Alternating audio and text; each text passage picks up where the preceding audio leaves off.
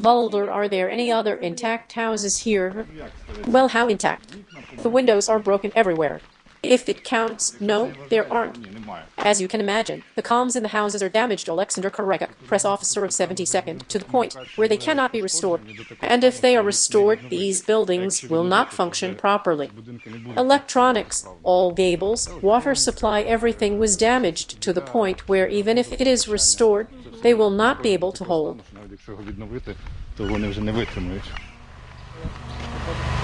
Are there many people who stay here? Yes, there are many more. We have nowhere to go. We live as we are. Tell us, how do people live in Vuhledar in general? Well, day by day. In the basements, we get humanitarian aid, thanks. They bring us food. Do you want our victory?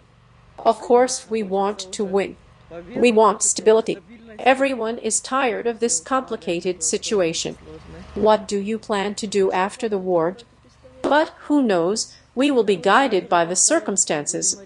As it happens, so it will be. We just watched a movie. North America, I think. There was also some kind of invasion from outer space, and they destroyed everything there. Both the military and civilians suffered, and all of them together. It's almost like ours. Everything is flying. It's not clear where it comes from, why it's happening, or what it's about. Some kind of catastrophe happened. It looks like a movie after the apocalypse, does not it? It's a 9-story building, right? Yes, it was a 9-story building. What came here, what I think has hit. But it is not clear whether.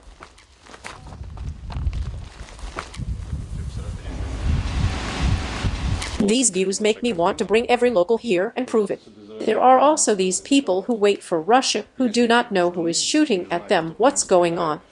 Look at any building and think about which side of it everything comes from. It does not come from the other side. Everything here is broken. We are on this side. The other side is the fuckers.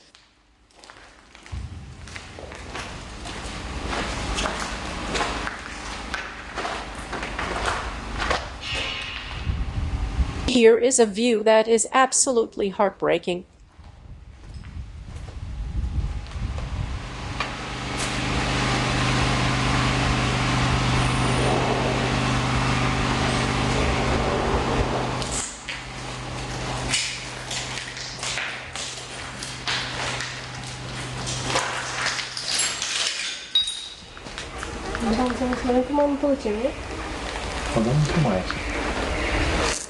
Is this a bad sign? I don't know whose drone it is. It can be anything. It could be our drone. It may not be ours. It will either happen or it will not. It's Sybil. Whose drone was that? Can we go? I don't know if he was just gaining height or what. Есть. Fine. I joined the Erkin in November. They sent out a mailing list to those who wanted to participate. Backlund, air recon pilot. I was thinking about drones back in April at the beginning of the war, because anyone can serve here if they want to. And I thought I would be the most productive there. Because in the infantry, I think I can do it, but it's not my thing. I don't like it. I am more lazy. Or I have to make it interesting, so that laziness does not kick in.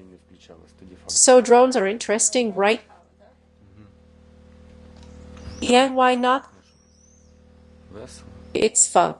When the Cossacks go on an assault, they have become stupid now. Before, they used to hide in pits or pretend to be dead. He was lying in the middle of the field. And we were like, well, let's check it out. Oh, he's not dead. And now they have started.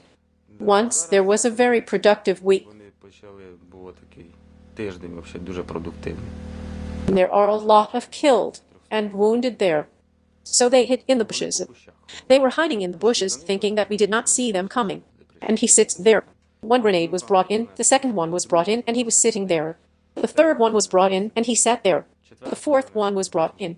We see him crawling out of the bush. We bring more. When it hits, he is already praying, but he is crawling to his own people, not to surrender to ours. We add more, and that's how he was hammered. And so there were about 3 or 4 such fools. Some of them came up, started firing on our infantry. We added some grenadiers, and then they started to surrender. Ми їм ще там добавили, а потім він вже здаватися почав.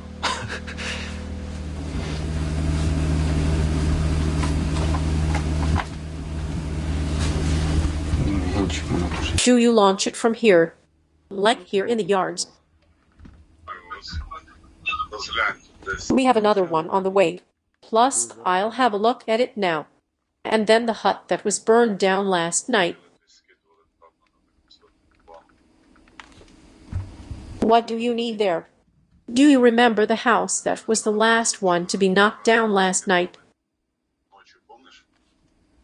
But I do remember. Yes, if we manage to do it on one battery, we will check it out as well. Plus, how far can you fly now? We can carry 5,300 grenades. But it depends on the wind. If the wind is sideways, we can't, because we fly slowly back and forth. If the wind is at least in one direction, either in the face or there, preferably in the face, then you fly there for a long time, drop it, and return very quickly.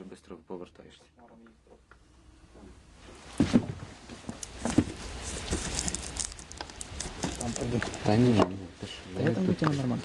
Да, ну давай.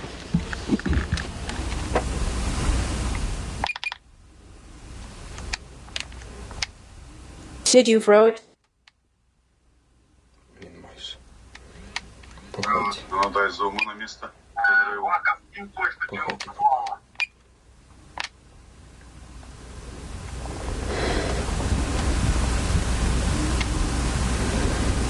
In the roof. Yes. The smoke is coming from inside. There's no one there, right? He was in hiding, either in the house or in the basement. Can you see the mortar? No, he's standing there under the tree. Is the house on fire or what? It's smoking. Something is also on fire, isn't it? They had already set fire to the barn there. It's getting close. There's a cross there, like something like that, right? It looks like it's covered with a net. Сеткою оно накрыто. See it? Yes, I see it. Give me another. Плюс. Plus.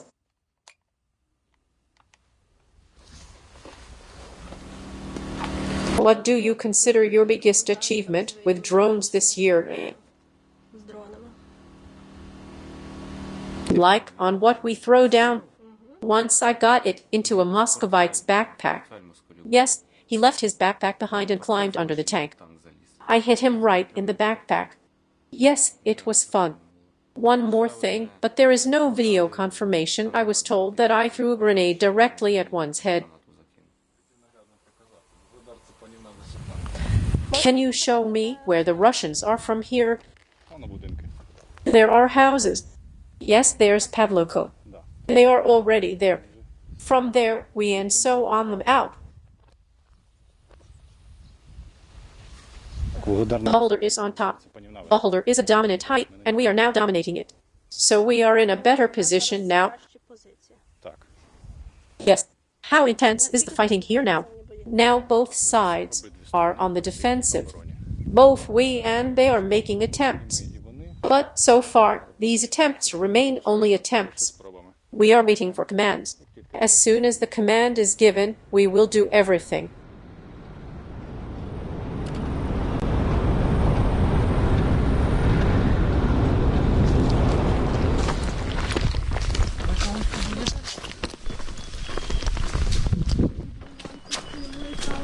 We are fine. 3 in -1.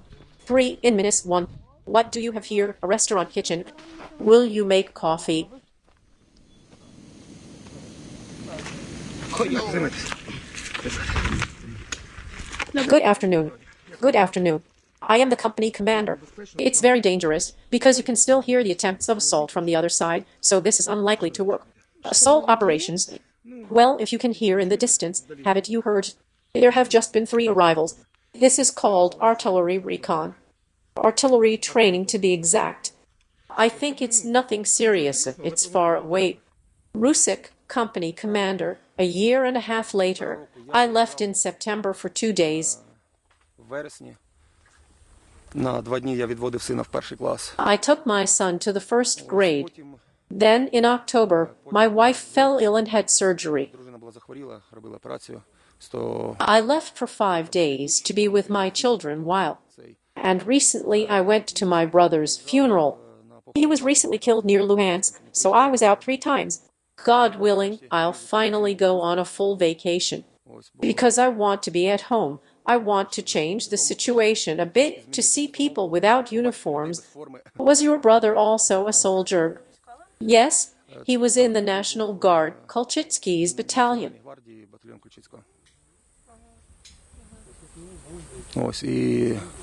The sniper got him. Okay, shall we go through? Look, friends, this is one of the observation points, of many observation points of my unit's defense line. My guys here use machine guns and anti-tank grenade launchers. By the way, here is one of the cases of Land-Lease Swedish anti-tank grenade launcher at Fort. It's a pretty good thing. It's a pretty good thing, and it helped us out while at the positions in Solog.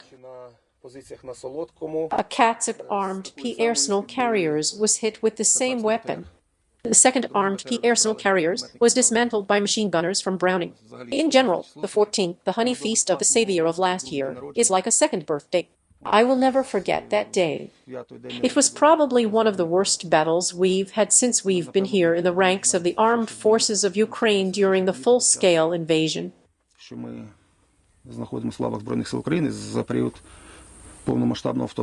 But we survived, yes, we suffered losses.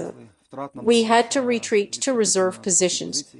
But time has passed. Everyone already knows that it's no secret what we took from the Katsips from the 155th Marine Corps for this. Then they shook us a little bit. But we answered them and charged them 10 times or even 100 times. The 72nd Brigade is usually told that the 155th Russian Brigade is your sworn enemy. It just so happens that very often their positions are opposite us.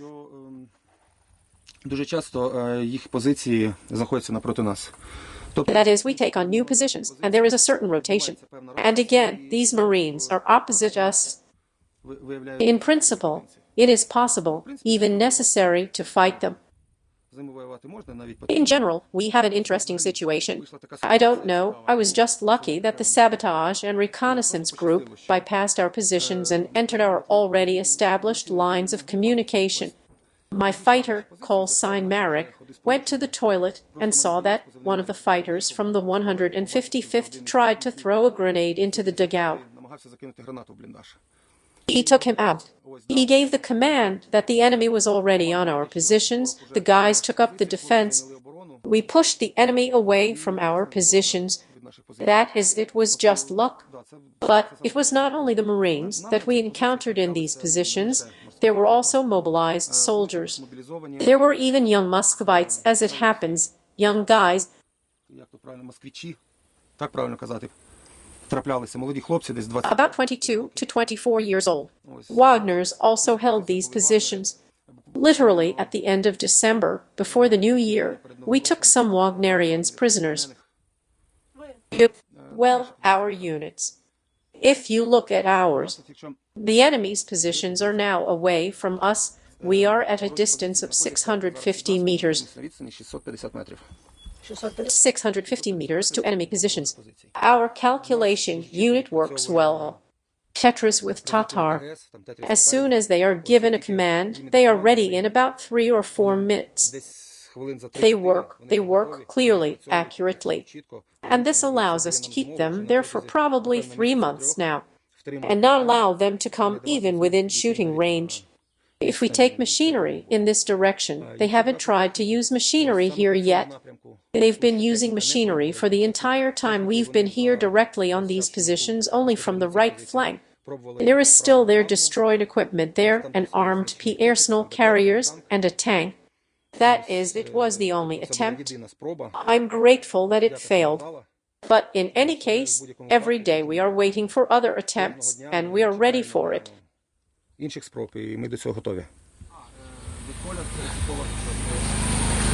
By the way, here is my combat medic. A young guy. He also volunteered for the war right after college. Iowa combat medic. I worked there for just a couple of months. You should have seen him when I first sent him to combat positions. It was fucked up. Like a shy kitten. Fear in his eyes. It was scary. How? What? I don't know. I say you have to gain experience. You have to. If God forbid. Okay, I'll go. God, after the first shelling. Yes, Tetris, where? I'm with you. Let's go. You got wounded when you were hit by a tank. When the tank was working on us. Until he was wounded, he flew around. And at first it was a shit show. It was fucking scary. He's small, stupid, but he's ours. How old are you? 22. So you started when you were 21. I turned 21 on December 15, and on February 24, the war started. I came in May. I was not here from the 24th. I just got into a unit of the 48th Battalion. I came to Rusik right away. And although he speaks Russian, it does not matter what language you defend in. I also like what they say. Rusik is an act of rape of the Russian language. So let's do it, friends. Let's do it. In general, when our unit was formed, it was the 48th Battalion under the 72nd Brigade. Our first company was already formed, and they came, if I'm not mistaken, Municipal Guard. Our second company is also divided in half. There are a lot of soldiers, and they called us farmers behind our backs, because we probably have 70%. There were very few fighters with military experience. We have truckers, tractor drivers, mechanics, managers, and security guards. Who else do we have there? Veterinarians, foresters. And no one was even betting on our division at all.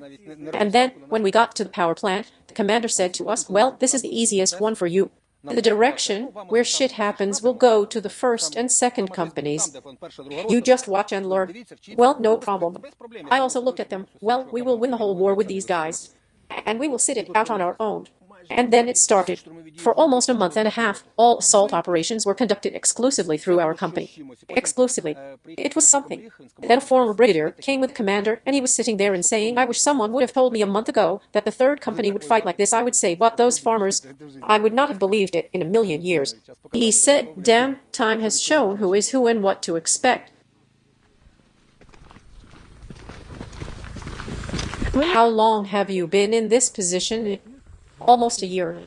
And you still dig new dugouts? We are constantly digging. We need to strengthen. It's our security.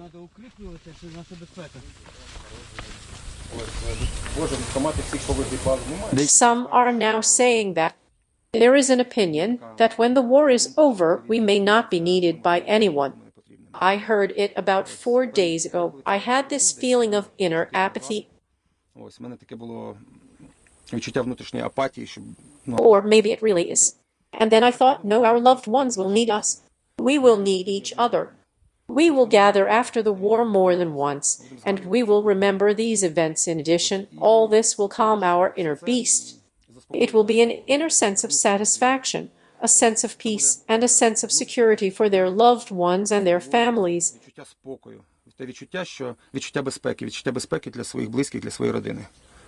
You can't even imagine how cool it is to feel that your loved ones are no longer in danger. They can live in peace.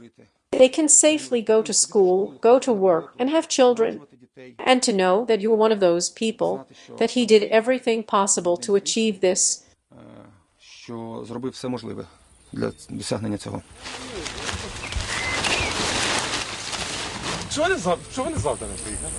I'm really sick of this theme of I will not let my husband go. My son was not born to this. Oh my God, the military commissariats have scooped everyone. The military commissariats should not have to scoop everyone up. We have to go ourselves. They came to us, they came to our house to take us away, everything we have, destroy everything we care about, and we have to hide. If someone finally has a desire to help us because we are standing. We are strong, but no one has ever refused help.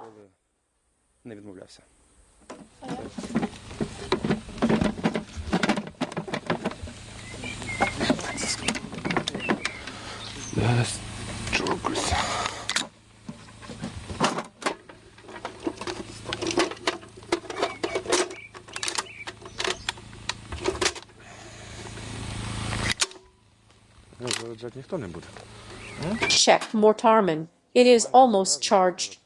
I'm not going to charge it. Or maybe we will shoot it. We had position, or rather, we still have a position. The second landing also has a heavy machine gun. And we had just the story. We were shooting at the gray landing, shooting through it. And by chance, he took it a little higher, and it flew into our next landing. This is already landing, where they are enemy troops, and we got into some kind of box or some kind of ammo depot. And it burst into flames, and black smoke went up. We literally threw away 3 or 4 rounds there. It was an accident, but it happened. Are the Russians trying to come in on this position? Miners and sappers were supposed to come to us in the evening, and they were supposed to lay mines where you saw the reconnaissance group. And it turns out that the guys were looking at the field planting with a thermal imager. They see a couple of bodies. They ask, are these our sappers working? Because they had to work. They said, no, we haven't left yet. We haven't reached you yet. And then a firefight started, because we realized that it was not our sappers who were removing the mines. Again, it was an accident. On April 1, I celebrated my 2nd birthday. I was blown up by an Osm 75. I got hit with my leg. This is an anti-personnel mine that is laid on a tripwire. You hook a tripwire, and it jumps out of the ground about a meter with a tail. On a gable. When the gable breaks, there is an explosion. I looked at it this way, 2,400 pieces of debris. When we stormed the landing on April 1, I lay down on the right side of the landing. The boys went around the landing, and there was a tank there. Birdie said that the boys hid under a tank, and they are always digging some holes under burnt-out cars. The agreement was that the guys would come closer and throw a grenade, and I'll just shoot at the tank, near the tank, so that they don't even move there. I shot a little, they shot a little, I shot a little, they shot a little. They reached the tank, threw a grenade, and I was lying behind it from behind a log. There was a nice tree there. I'm sitting on my feet. I think I'll move to the right. And with my right foot I hit the mine itself near the explosive device. The fuse goes off, but the mine does not. It was so loud, pain in my leg back and forth. I crawled to the funnel. I examined his leg. There was no blood anywhere. And there was a jar like a liter jar with an explosive on top. I was very lucky, because on the side is Kyiv, a fellow platoon member. 2 meters away from me are funnels with zinc, 200. If it had fallen, we would have stayed there together. Because there's a span of about 20 to 30 meters. And they call them witch from Afghanistan. They're very scary.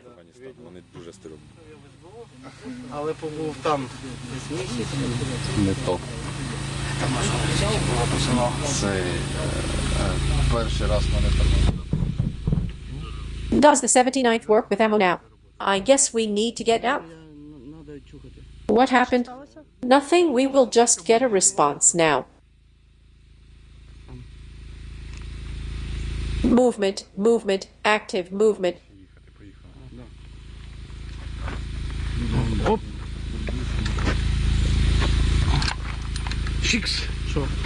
That's it, brothers. We're not saying goodbye. Have a quiet shift.